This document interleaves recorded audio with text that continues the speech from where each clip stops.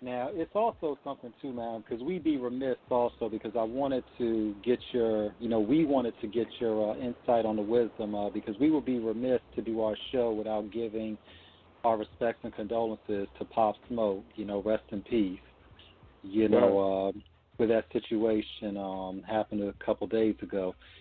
Right. Um, how important is it to make sure in terms of moving because there's so much that's being said, about supposedly, the assailant had grabbed that address off of a package. It just happened to be up on social media, but right now it's just a whole bunch of Right. just just just just all types of just confusion about how those people found the house and what happened.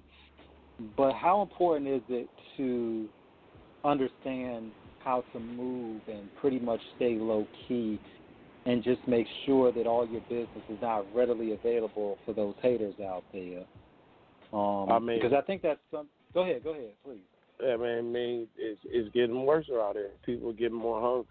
People are resorting to desperate times, desperate calls for desperate measures.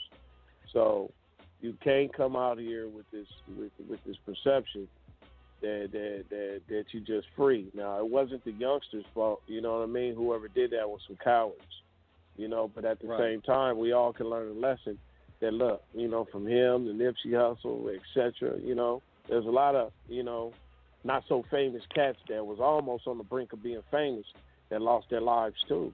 You know what I mean? So it teaches us how to be more aware. You have to be more reserved. People don't care if you're a rapper, singer.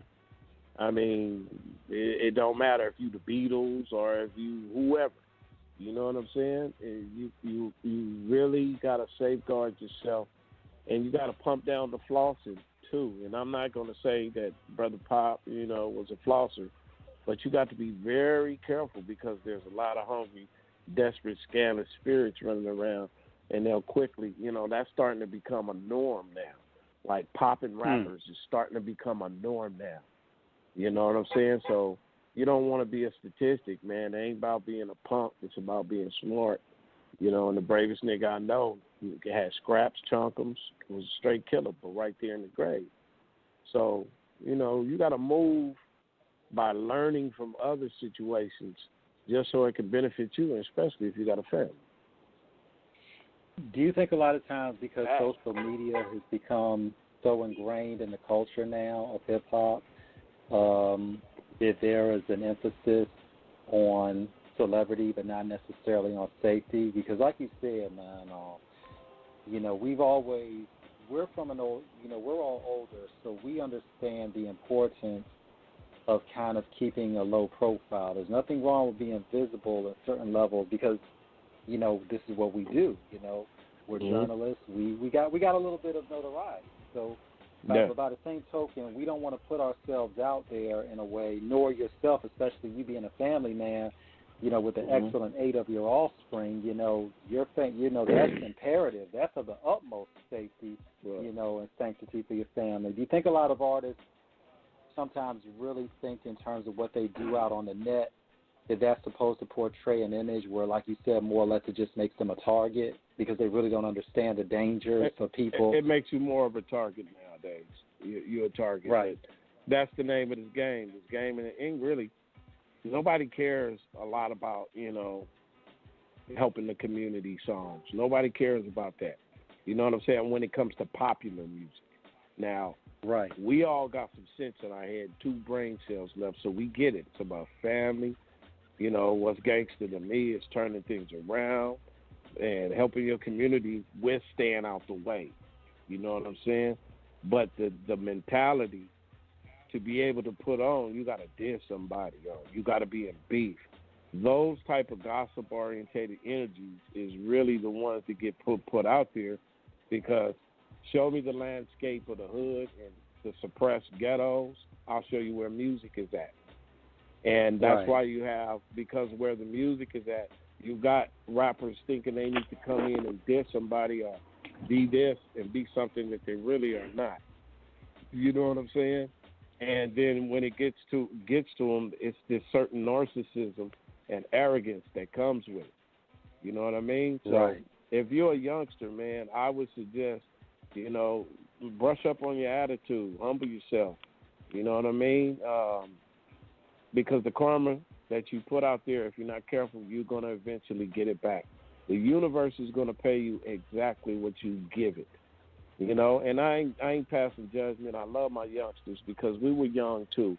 We were running around crazy and with Easy E and all that, but and Tupac. But at the height of what's going on, you know, from my era to this era, let me tell you something. It got worse, brothers and sisters, and we got to be able to have some accountability. To, you know, not everybody gonna listen, but at least one person out of 100 listen that, hey, man, let me learn from this experiences. You know, my favorite rapper or my homie next door, you know, let me do a little bit things different, because in the end, you know, when you do a little bit things different, you realize once you get to that place of having things and securing things, especially for your family, you realize that's going to be the best turn you made in your life. Now, life is about choices.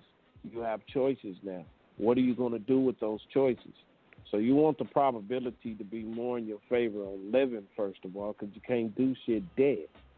When you surround yourself around people that are going in the direction of positivity as opposed to negativity. Negativity will make a bunch of money, but then all of a sudden you'll hear somebody getting killed.